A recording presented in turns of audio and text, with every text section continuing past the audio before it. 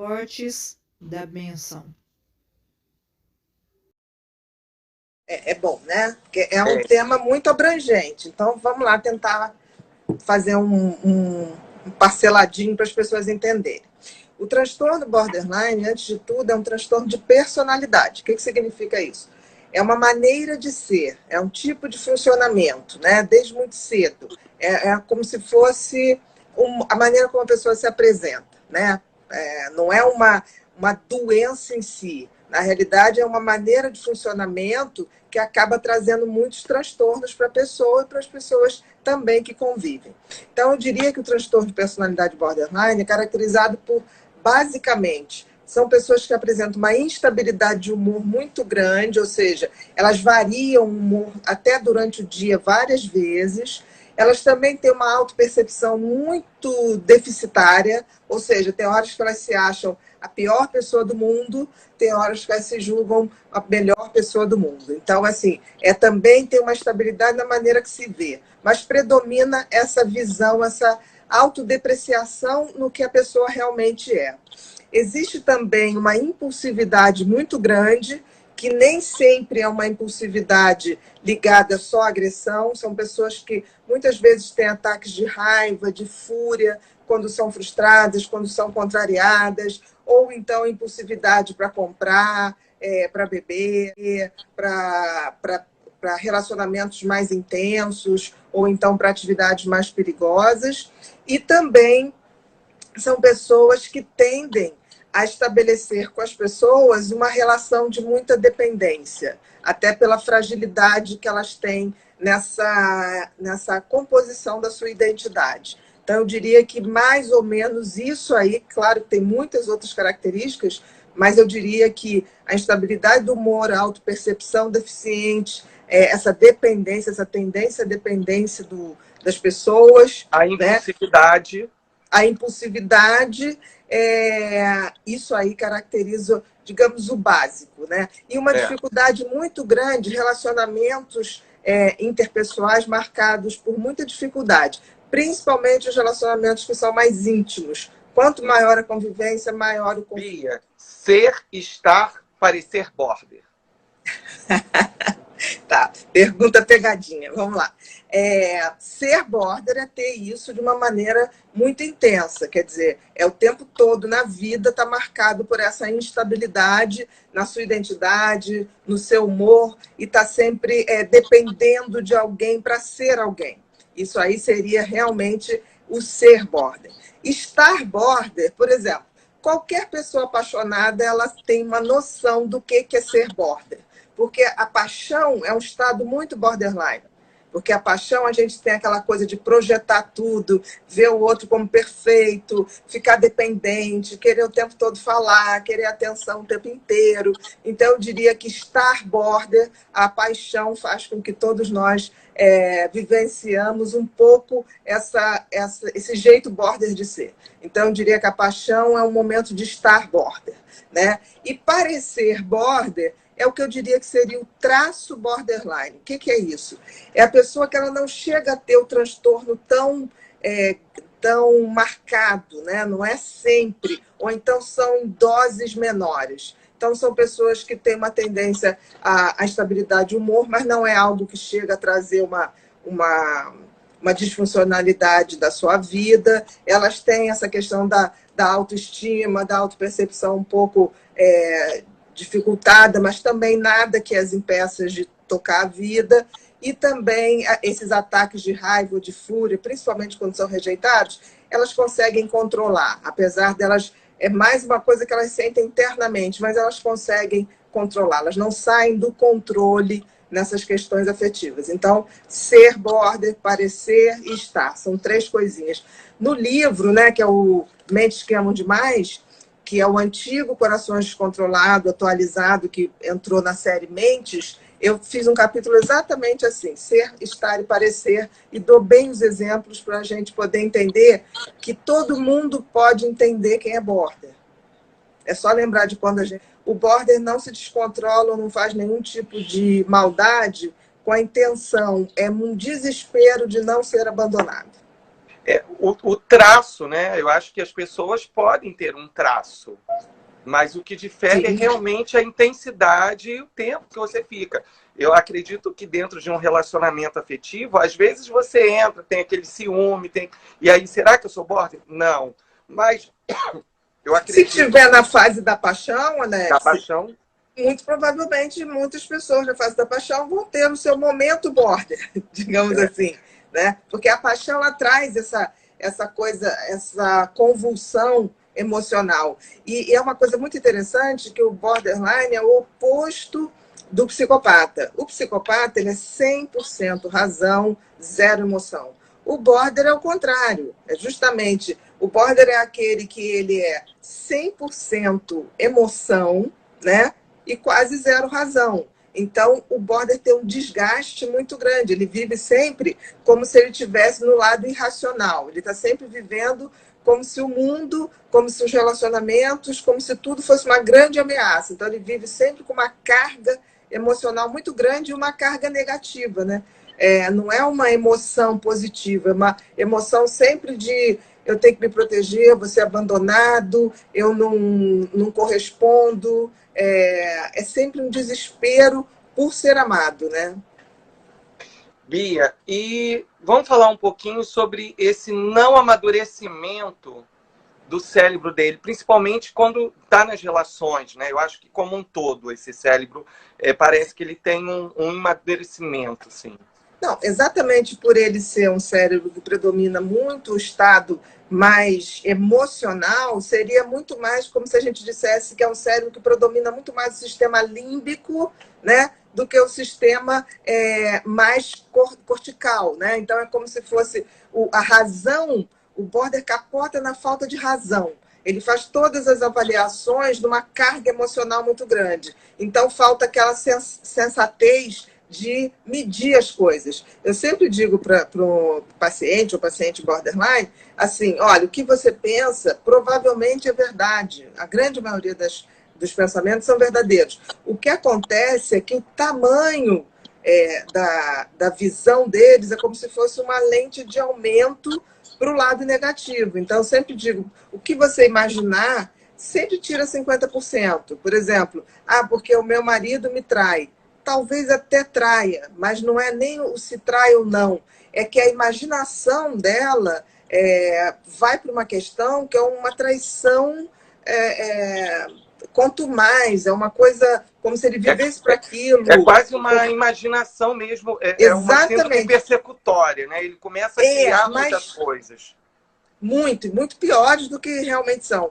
E tem uma coisa muito interessante, que isso corresponde a um não amadurecimento do lado infantil, né? É como se fosse uma criança que não cresceu. Uma criança, ela precisa do pai, precisa da mãe, dos cuidadores, para ter parâmetros, né? Para, tipo assim, como se portar, para ser protegida, para ser acolhida. Então, a gente vê que o border é essa criança que ela está com 20, 30, 40 anos e ainda tem uma percepção do mundo como se fosse um bebê precisando totalmente de alguém, dependente totalmente de alguém para exercer a sua vida adulta. Bia, então vamos lá. Vamos entrar para a segunda etapa da nossa live, que são os relacionamentos, né?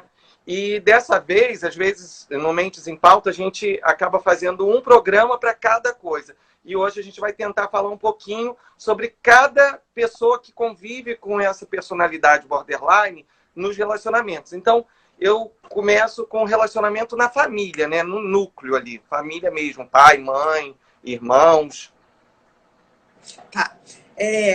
Todos os relacionamentos mais íntimos, sejam eles familiares, sejam eles profissionais, sejam eles entre amigos, ou mesmo profissionais, se tiver muita intimidade, são relacionamentos de muito conflitos. Por quê? Porque o border, ele começa, por ele não ter uma identidade muito firme, ele depende de quem ele admira para ele ter um parâmetro. Então, é muito comum, por exemplo, num relacionamento entre amigos, o border eleger algumas características de algum amigo ou de alguma amiga para imitar no sentido de fazendo uma colcha de retalho de montar a sua identidade. Então, ele vai sempre imitar quem ele admira, realmente, porque ele está buscando ali formar uma identidade. E conforme ele admira e espera mais, a expectativa fica muito alta. Então, ele imagina como se aquela pessoa fosse maravilhosa. Então, qualquer pequeno erro ou pequena frustração que essa pessoa possa ocasionar é visto com uma dimensão muito grande. Então, nos relacionamentos em geral, e principalmente os mais íntimos, o border sempre vai ter uma característica muito dúbia. Assim, ele ama e odeia. Né? Então, ele num dia está amando loucamente, admirando, e no dia seguinte, porque a pessoa não respondeu um telefonema, ou não disse o que ela queria ela ouvir, gostaria de ouvir, ou ele queria ouvir, e aí ele passa a odiar. Então, essa dubiedade, essa dicotomia do afeto é muito importante. Na família, interessante, é que a criança border é a coisa mais fofa do mundo, né? Porque são crianças muito artísticas, cantam muito bem, representam muito bem, até porque se elas têm pouca identidade, a criança tem pouca, né? Mas a criança border tem menos, entrar no mundo da fantasia, imaginar que é uma princesa, imaginar que é um super-herói, é muito fácil para ele, né? É muito fácil. Então, isso é o grande talento artístico da personalidade borderline, porque ele, quando vivencia uma fantasia ou vivencia um personagem, ele não está representando, ele está sendo aquele personagem. Isso que é bonitinho. Então, a criança border é uma coisa fofa, né? Assim, de carinhosa, de grudenta, de muito expressiva. E são mas, sempre muito criativos e muito inteligentes. Muito criativos, muito carinhosos. São muito carinhosos, parecem uns ursinhos carinhosos, né?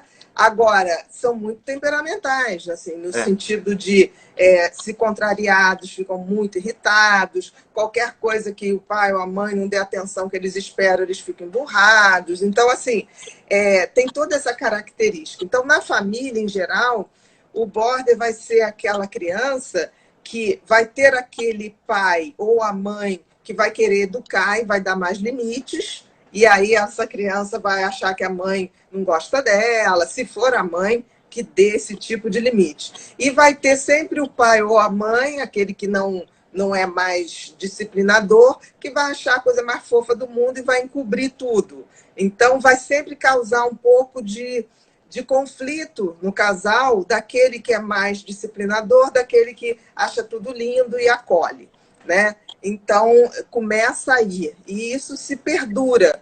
Em geral, o border sente muito o mal e o bem, né? Um é o bem, o outro é o mal. Essa dicotomia, é o tempo todo sim ou não, o mal e o bem, né? Meu pai me protege, meu pai é verdadeiro, a minha mãe acha comigo, ou vice-versa, né? Não gosta de mim, exatamente nesse sentido. Então, é bem marcado por isso, que acaba contaminando as relações familiares. Se tem mais de um irmão, sempre ele vai se colocar como se fosse o menos querido, o menos amado, o que não é verdade. Provavelmente, as crianças border até têm mais atenção de seus pais, até pela demanda que tem. Mas é assim que eles vêm, até por esse buraco emocional e afetivo que eles têm. Bia, e no relacionamento com amigos? Com amigos, a princípio é maravilhoso. Porque é uma delícia. É uma delícia, porque assim, os borders são extremamente divertidos, são extremamente carismáticos. Em geral, eles controlam a noite, né? Quer curtir, vai com eles. Exatamente, eles são divertidos, eles têm uma sacação, têm um humor rápido, têm um humor inteligente, imitam muito bem aquela criança que fazia as princesas, continua, né, na vida adulta, o homem ou a mulher, imitando muito bem, imitam vozes, imitam tipos, são grandes imitadores, divertidíssimos. A questão é quando essa relação começa a ficar muito íntima e ele começa a ter uma dependência desse amigo ou dessa amiga.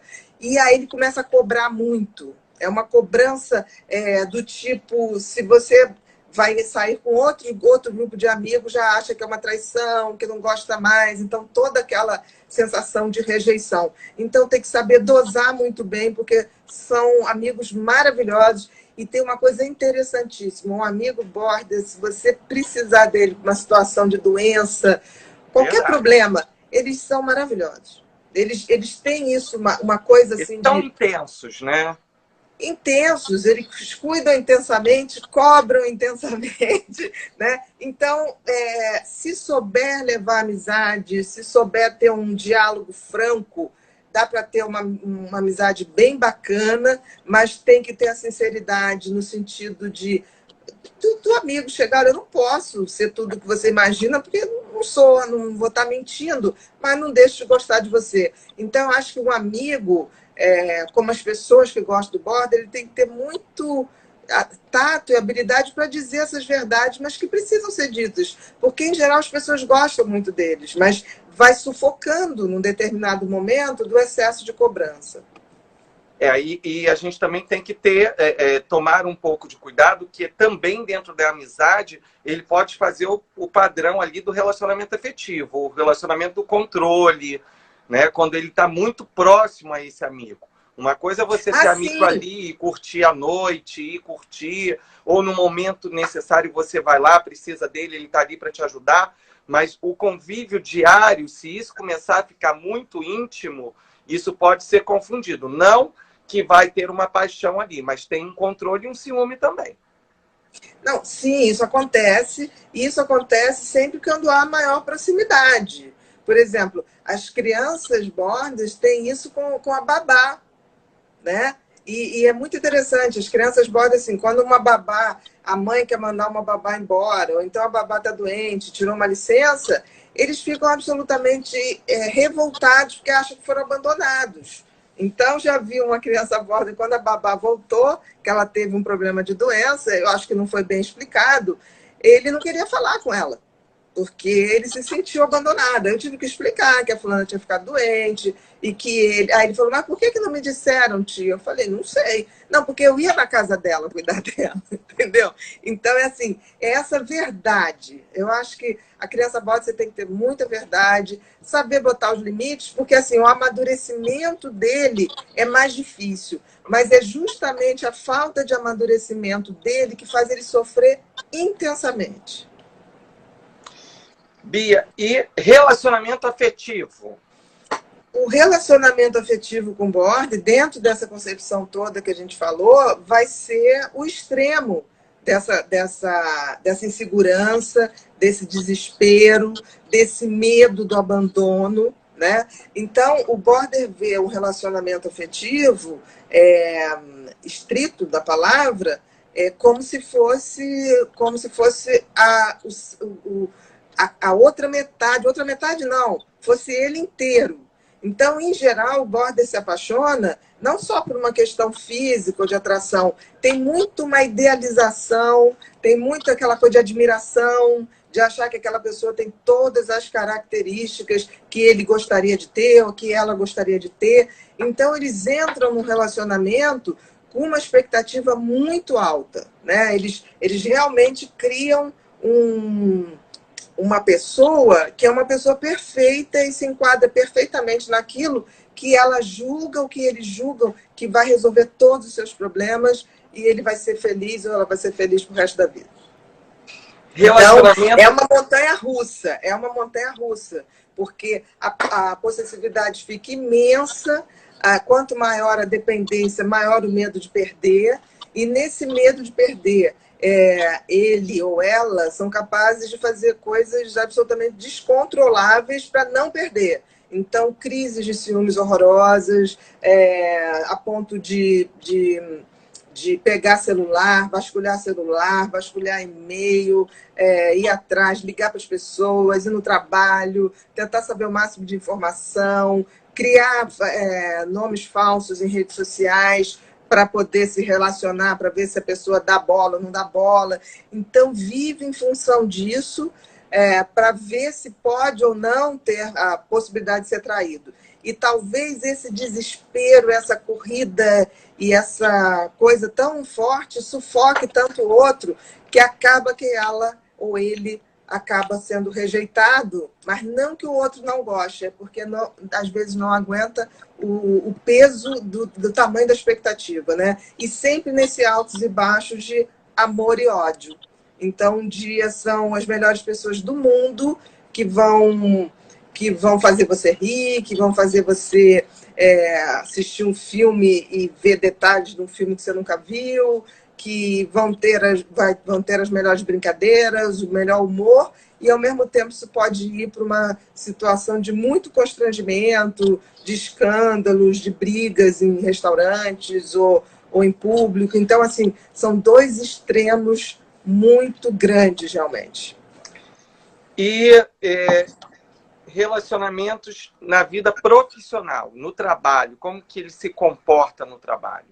Tudo vai depender do tamanho da admiração que ele tem com os seus superiores, em geral, e com a intimidade que vai ter ou não.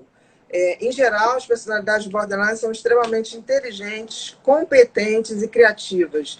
E aí o que acontece é que, se houver essa confusão de transformar o trabalho na sua vida, ele vai cobrar de todas as pessoas do trabalho ou dos seus superiores intensamente. Então, eu diria que a grande sacada para o border na vida profissional é não fazer daquilo mais uma relação de dependência, seja do trabalho, seja das pessoas com as quais ele trabalha. Mas são profissionais muito competentes.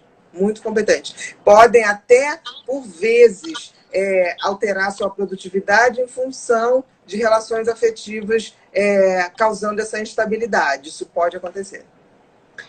Bia, enquanto você estava falando, eu consegui pegar algumas perguntinhas, assim. Eu confesso que é tudo muito rápido. Muito rápido. Mas tem uma pergunta aqui que estão perguntando se realmente a criança ela pode ter esse diagnóstico ou é só um traço. Bem, na minha opinião, e você pode me consertar, Bia, a criança realmente ela pode ter um desenvolvimento, a gente ter essa percepção e já traçar. Mas dentro da literatura, realmente, eu acredito que não tem. Não, você não pode fechar o diagnóstico. O diagnóstico. Porque o transtorno de personalidade, você sempre espera um amadurecimento ali entre a maioridade. Mas o que a gente vê... Ele já dá indícios, né? Indícios. O que a gente vê é que nem o transtorno de personalidade psicopática, né? Tipo assim, você só fecha um diagnóstico depois de 18 anos. Mas você vê indícios precoces. Na borderline, não ia ser diferente de você ter indícios desse funcionamento. Realmente isso acontece, só que tem que a gente espera o amadurecimento. Pode ser uma fase, né? Porque uma criança pode se mostrar com essas características todas porque tem um problema familiar, um momento de separação, uma doença crônica na família. Então, a gente aguarda. Mas eu digo o seguinte, como a percepção precoce é tão determinante na gente poder ir alinhando uma educação e alinhando a gente promover esse desenvolvimento, esse amadurecimento que é tão difícil para essa personalidade, eu acho que vale a pena a gente pecar por excesso, né? Observar e tentar acertar o máximo que a gente puder. Não para rotular, mas para poder realmente a gente diminuir o impacto disso lá na frente. Tanto é verdade que o border, em geral, a gente começa a ter uma antena mais aguçada, não é nem na infância, porque na infância eles são muito fofinhos realmente. Na adolescência, quando eles começam ali a primeira paixão, a primeira rejeição... Começa a capotar. Exatamente. Ali a gente tem uma percepção, então tem aquela coisa, num termo de namoro, que quer morrer, querer se matar, ou até se automutilar. Então eu sou do tipo que eu prefiro pecar por excesso, né? Eu não vou esperar 18 anos para fazer isso. Se eu posso tentar melhorar e posso tentar diminuir esse sofrimento com menos idade, né? Bia, estão perguntando aqui como que deve ser um relacionamento entre dois borders. Se você já atendeu algum relacionamento de duas pessoas border ao mesmo tempo. Já. Não é incomum, tá, gente? É verdade. Eu já vi...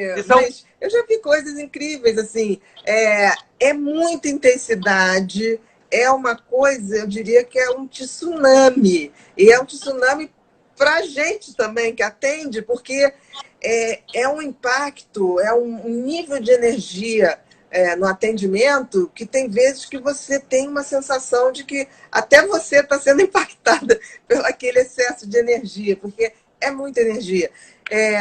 Em geral, com raras exceções, é tanta energia que não dá para... Porque alguém tem que ter o bom senso de saber a hora de recuar. Dos borders, eles vão para o confronto, eles vão para o desespero, é muita briga e pouquíssimos momentos de paz e tranquilidade. Agora, se houver uma intenção real de amadurecimento, de mudança, pode dar certo. Agora, em geral, os dois são muito imaturos. E não é imaturidade por criancice, por bobeira. É porque são personalidades que têm essa imaturidade. Então, há uma competitividade muito grande entre dois borders. Fica assim, não vou mudar, mas só se ele mudar primeiro. Eu não mudo se não ele mudar primeiro. É mais ou menos duas crianças brincando de quem começa a brincadeira, né? Tipo assim, então eu começo, você não começa. É dificílimo. É dificílimo. Tá? E eu acho que só vai dar para fazer mais essa. Border tem cura? Olha, a gente não fala em cura de border porque, como eu falei logo no início, é uma personalidade. Por isso que chama transtorno de personalidade borderline. Então, se é uma personalidade, é um jeitão de ser, né? É um jeitão imaturo, é um jeitão que como se fosse uma criança que não cresceu. Agora, as crianças crescem, né, e amadurecem. Então, eu acho que sempre há se houver realmente uma determinação no sentido de saber como eu sou, saber como eu funciono, pode ser difícil, mas isso é um poder muito grande. O conhecimento, o autoconhecimento é um poder muito grande para se fazer mudanças. E eu sempre acredito, porque assim, a índole do border não é uma índole ruim, é uma índole extremamente boa. Então, se a índole é boa, tudo é possível, né? Agora, é claro que tem momentos, em geral, um border não vai procurar tratamento porque ele é border. Ele só vai procurar quando ele sofreu algum tipo de rejeição, está numa depressão muito profunda, está péssimo. Aí ele procura. Tirar ele dessa depressão é relativamente fácil. O grande desafio, e eu acho que a gente vê isso, né, Alex, tanto você na tua terapia, eles aceitarem essa mudança, porque eles estão o tempo todo dizendo assim, não, mas eu vou mudar para quê? Eu sou assim porque ele me rejeitou, eu sou assim porque ele me traiu. E a culpa é sempre do outro, nunca dele. Não sei se sempre, mas a questão o grande desafio do border é entender que todos nós somos pessoas inteiras, nós não somos metade de ninguém, nós não somos um pedaço de ninguém, nós somos inteiros, energeticamente falando. E o border tem que assumir essa inteireza para poder se relacionar com qualquer pessoa, porque senão ele está sempre se diluindo nas relações e ele não está reafirmando a sua identidade. E nós estamos aqui nessa vida para sermos quem somos, não é? Não é para ser a metade do outro ou um terço do outro, é para ser inteiro. Então, assim, é belíssimo a capacidade e essa reviravolta que o border pode estar na sua vida, porque não é só deixar de sofrer, mas é também cumprir a sua missão. A autossuficiência, não estou dizendo que é não se relacionar, mas não depender dos outros para ser feliz. Então, eu acho que isso é o grande aprendizado que o border tem que ter. Felicidade é uma coisa interna e a gente não bota isso na mão de ninguém. Seja esse alguém que a gente julga amar profundamente, seja esse alguém um líder religioso. Por exemplo, os borders têm muito essa tendência de ter gurus ou levar a seríssimos qualquer líder religioso, como se ele fosse assim, o salvador da pátria, confiar cegamente. O que também traz alguns problemas, porque ninguém tem a chave do nosso autoconhecimento, do nosso amadurecimento, da nossa evolução. Cada um vem com tudo dentro. Então, o border tem que começar a ir mais para dentro do que se projetar nos outros. Eu acho que a gente deu uma ideiazinha. Border é papo para muito tempo.